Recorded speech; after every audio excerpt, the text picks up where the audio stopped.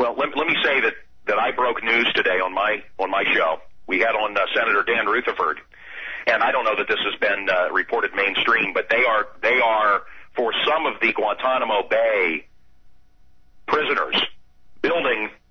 Oh boy, this is such a huge subject. But quickly, they are building tribunals. We are going to have Nuremberg trials in America. This is a disaster. In civil courts or in military courts? Well, they're building a special court. He didn't specify, and it's going to be near the prison in Illinois. And let me say something, because I think this is so huge. Go ahead. I did radio in San Francisco. I blocked off the Bay Bridge to make fun of Bill Clinton. It cost me $2.5 million. I was a convicted felon. I had to spend 100 hours picking up trash. A convicted public nuisance. And around this time, I went through a huge empty prison right outside of San Francisco. This prison has been sitting empty in Illinois. Several blocks from where I broadcast. First, the Merchandise Mart, which was owned by the Kennedy family, and now the WLS ABC studios, famous buildings in Chicago.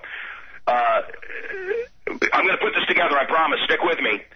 They had big city exercises where actors were part of it. They hired an old girlfriend that was an actress, a friend of mine, a lover, and they hired people to play American citizens. And they came up out of the lake in Chicago. They did military exercises, and the people the actors were told to say to the military, "We're Americans. We're Americans. We have rights. We have Americans."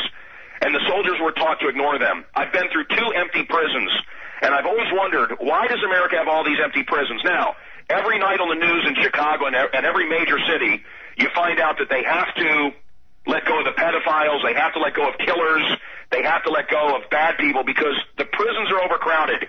Yet all over America we have these empty prisons. Now, conspiracy theory folks believe that these prisons are for enemy combatants or local combatants, that when America rises up, they're going to need empty prisons. I don't know if that's true, but isn't it interesting that immediately after Fort Hood, they went after the guns? They always let the gun guys that kill, guys that rape with guns, they let them go because we don't have space in the prisons. I wonder if they're not setting us up to take our guns. They love reporting kids killed with guns so that we can't protect ourselves. And isn't it amazing, all of a sudden, we have all these empty prisons, and people are shocked. People are shocked, but I've been through these prisons. What?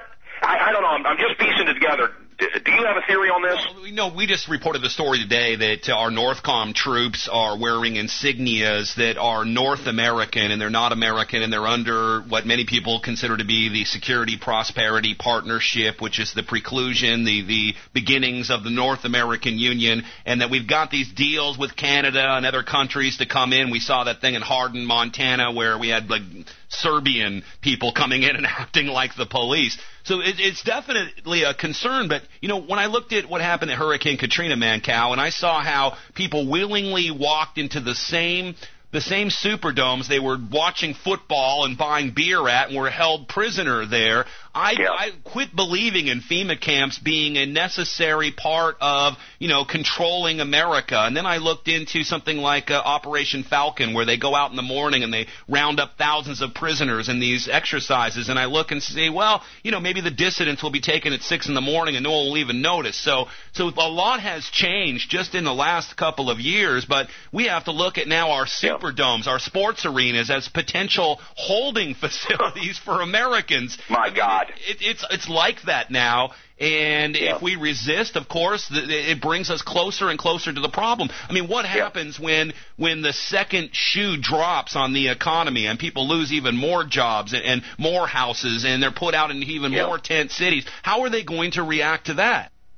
Well, I mean, hey, brother, I live in a big city, and our cities will burn. It'll be like the Chicago Bulls. Anytime the Bulls won, it was like Hell Night in Detroit. We burned down the city. What a way to celebrate! Burn down your own city. But or when the Red Sox win the World Series, rubber bullet to the eye. Yeah, if you're out. They'll be bringing out incompetence, though, and it will all be, some guy will say, we didn't mean to do that, and it will all be on TV. The revolution, I think, will be televised, at least their version of it, but we'll be doing this on radio, which kind of brings me to, your problems with the FCC, the new Julius Janikowski, the Obama guy at the FCC who said he wants net neutrality. We now see that the DOD and NSA are working with Microsoft to build in certain security, quote-unquote, control measures into our computer programs. Everything we say and do is monitored. We know that. We've known that for a long time. That ain't news. Echelon. That's right, carnivore. Yeah. That is not news, but what is news is that you're not allowed to say it anymore, and there are ramifications. There's a punishment. Julius Janikowski, the school chum, allegedly, of cousin Barry Obama, now guarding free speech. How much longer do we have, Mancow? Well, I have to laugh when I hear free speech, and we say land of the free, land of the free, land of the free, and it's a good form of brainwashing.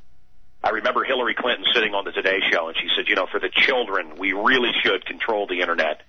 And anytime they mention children, you're about to lose a freedom. They will do it under the guise of making fun of homosexuals or African Americans or whatever group they decide is special that day. They will, yes, it's for the children. Yeah, for the children. Look, the word dummy is insulting to ventriloquist. Did you know this? I'm not kidding about this. The word retarded is insulting. Can't say midget. I mean midget. Every word they will make our dialogue slimmer and slimmer. And look, I can do a show with few. I mean, I'm having to do a show with fewer and fewer words, and it doesn't matter what you mean. It's Orwellian. It's double talk. It's control. And no, look, complete control of the Internet is coming. This is what Obama wants. I have to laugh at all the kids that were, there with Obama. Change in Grant Park. I was there. They were, the mouth breathers. Change. We supported him on the Internet, man. And it's like, this is going to be the first guy to take away your Internet, you fool.